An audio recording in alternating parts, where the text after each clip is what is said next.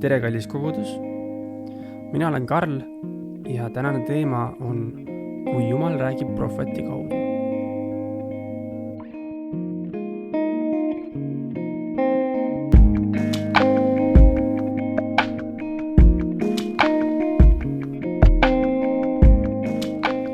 Meie tänane kirjakoht on teise ajaraamatu peatükk 36 ja salmid 15-16. Ja issand, nende vanemate Jumal, läkitas neile korduvalt sõna oma käskjalgade kaudu, sest ta tahtis säästa oma rahvast ja oma eluaset. Aga nad pilkasid Jumala käskjalgu, põlgasid tema sõnu ja tegid nalja tema prohvetitega, kuni issanda viha tõusis oma rahva vastu, nõnda, et enam ei olnud abi. Prohvetlus ei ole tuleviku ennustamine. See on pigem olukorra avamine ja midagi, mis annab kaasa juhiseid muutusteks. Prohvetlus minu silmis on üks julgust vajavamaid vaimuande. Sest kuidas me saame päriselt kindlad olla, et see midagi, mis me peame kellelegi edastama, on Jumala plaan? Või on ta hoopis meie enda asjade loogiline tõlgendus? See on päris suur hirm, millest üle saada. Ja ma väga hindan neid kordi, kus mulle on keegi midagi prohveteerinud. Need on mul meeles ja ma kannan neid endaga kaasas. See, kas need lähevad minu eluajal täide või mitte, on juba omaette küsimus. Ma näen, et minu töö on lihtsalt usaldada, et Jumal teab selliste asjade puhul parimat ajastust. Mõni aasta tagasi juhtus üks selline lugu, et üks mu hea sõbranna oli minemas oma koguduse teenistusele. See oli üks täiesti tavaline pühapäev.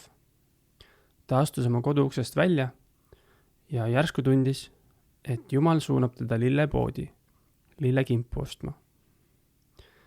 See tundus midagi nii veidrat ja ta hakkas oma peas võitlema, et mis asja, kellele ma nüüd lilli nüüd peaksin viima ja isegi kui ma läheksin otse praegu lillepoodi, siis ma jääksin veel bussist ka maha. Aga ta järgis seda tugevat tunnet, mis ütles talle, et see on väga oluline need lilled osta.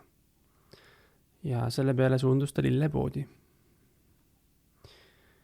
Kõndides siis oma lillekimbuga koguduse poole, mõtles ta, et appi kui piinlik. Pärast seisab seal lilledega nagu mingi totakas. Aga kui ta kogudusse jõudis, märkas ta koheselt üht väga vaikset tüdrukut, kes tundus väga üksildane ja nukker.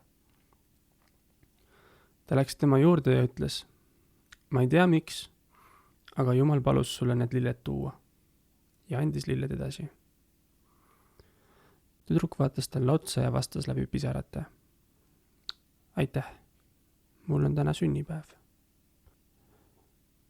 Me ei tea kunagi, kui suure kaaluga võivad olla need väikesed kuuletumised, mõne näiliselt nii pisikese sõna või teo näol.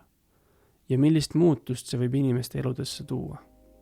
Tähtis on kuuletuda ja ma usun, et küll Jumal hoolitseb ülejäänu eest.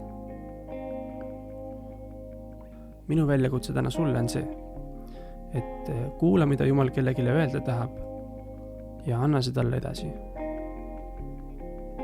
Palvetame. Jumal, palun aita meil märgata neid, kes vajavad julgustust või tuge. Ma palun, et püha vaim juhiks meid rääkima viisidel, mis kõnetaksid inimesi otse südamesse. Ja et sinu vägi kumaks läbi meie. Amen.